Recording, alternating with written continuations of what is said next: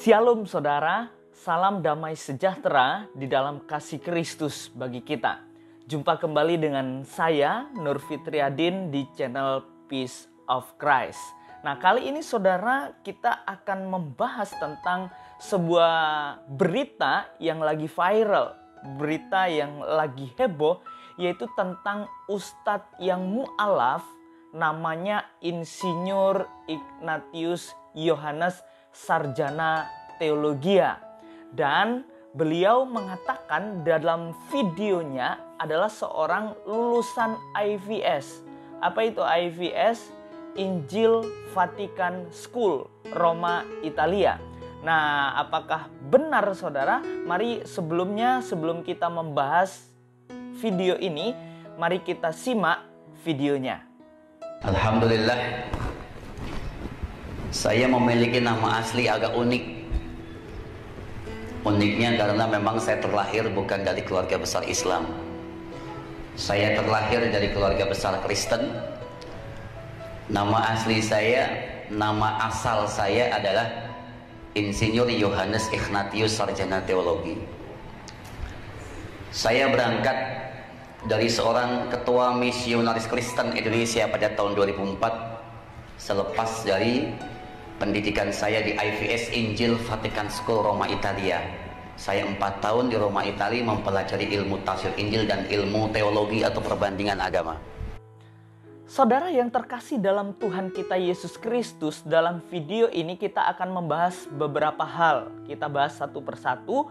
Yang pertama, beliau dengan jelas mengatakan bahwa Insinyur Ignatius Yohanes Sarjana Teologia, beliau adalah lulusan IVS, yaitu Injil Vatican School, Roma, Italia. Apakah benar berita ini dapat dipercaya? Nah, meskipun saya tidak pernah ke Roma, Italia, tetapi kita dapat mengakses informasi melalui internet. Nah, saya coba searching di sini tentang sekolahnya, yaitu di IVS. Apakah ada sekolah IVS di Roma? Ya, ternyata tidak ada. Nah, saudara, perhatikan kata Injil itu biasanya setahu saya itu biasanya dipakai oleh orang-orang Melayu. Orang di luar sana, apalagi di Roma, Injil itu mungkin yang masuk akal gospel lah ya. Tetapi di situ kayak IVS. Keren banget ya. Atau cabangnya di Indonesia ya. Saya rasa juga di Indonesia nggak ada IVS ya. Jadi dari hal ini, berita ini tidak dapat dipercaya.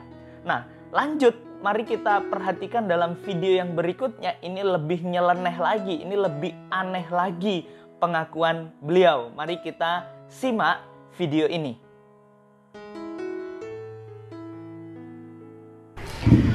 Kemudian saya terlahir sebagai anak tunggal, anak semata wayang dari pasangan rumah tangga yang bahagia dan sempurna, yaitu ayah kandung saya tercinta adalah Profesor Dr. Insinyur Ignatius Sastrawardaya Master Teologi. Bapak saya untuk tahun ini adalah menjabat menjadi seorang kardinal dan sekaligus sebagai guru besar ilmu teologi di Indonesia. Kemudian ibu kandung saya tercinta adalah seorang penginjil atau seorang evangelis di gereja, yaitu Insinyur Maria Laura Master Teologi. Dua-duanya beliau adalah lulusan dari Injil Vatican School Roma, Italia. Dan saya anak kandungnya, anak tunggalnya, mengikuti jejak beliau.